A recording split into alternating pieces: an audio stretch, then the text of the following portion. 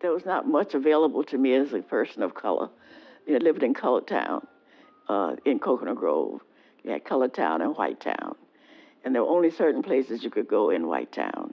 And so most of the things that we did were right here. Well, I think that the stories that she's told in terms of how she was treated and how some whites feel about blacks, I think that storyline, or at least that portion of the narrative, I think is still the same. But it was challenging. Like I said, I was the first black at that firm. George Knox, who was the city attorney for the city of Miami at one point, followed me as the second black lawyer. And that he had to be a former city attorney, right, to be able to get to that level of firm. Right. That the black man had to be 10 times better than his counterparts to get the same position. Absolutely. It's very true. It's very true. And I hate to even talk about this president that we have, but just to think of what's happening in the country today, you could say racism is coming back, full blast almost. You can see it everywhere you go. I absolutely refuse to refer to that period of time in the history of our community as the McDuffie riots. And too often, people from the outside and the inside refer to the reaction and not the action that led to that reaction. Vandalism and burning forced Public Safety Director Bobby Jones to establish curfews in two predominantly black sections of the county. The curfew goes into effect at 8 o'clock tonight and extends until 6 tomorrow morning in these two areas. Well, even though they burned down a lot of the places, a lot has been rebuilt and restored in the Liberty City area.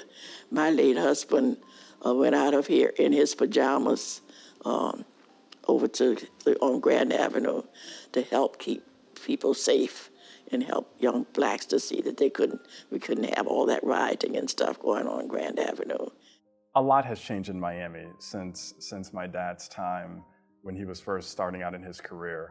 I think the biggest change that I would point to is that now individuals can create their own opportunities.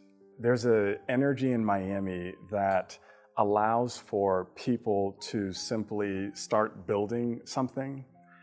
And if that thing is good and it helps people and it's beneficial to the community, you can create enough energy that folks will join you and actually invest real resources into what you're building. One of the things I think that Trump has brought to light is that some of the things that he says is so outrageous that those people are forced to, well, all people are forced to take a position, right? So some of the statements he may make about blacks or whites or whatever the issue is, you have a choice to make. Either you're gonna be quiet, which shows consent, or you have to speak out. And he forces you to take a position. Black lives matter! Black lives matter! Black lives matter! Black lives matter! Black Lives Matter walks have been very helpful to this country so far. And there's so many other examples where we as a country or we as a people have either directly responded to injustices through what we now call riots, or we've helped others in other countries. So, one man's riot is another man's freedom fight, and we have to be very careful. Now, are there deep-seated systemic issues in Miami? Absolutely. And so I'm not painting some rosy picture as though, all that we're doing is working and that everything's fine down here. It's not. There's a lot that was brought to light in the McDuffie riots that we are still dealing with today. Nothing is gonna get better until I'm looked at through the same lens as someone else is looked at. There are gonna be issues. and it's going to take a concerted effort to make it happen. And I think that over time, it will happen.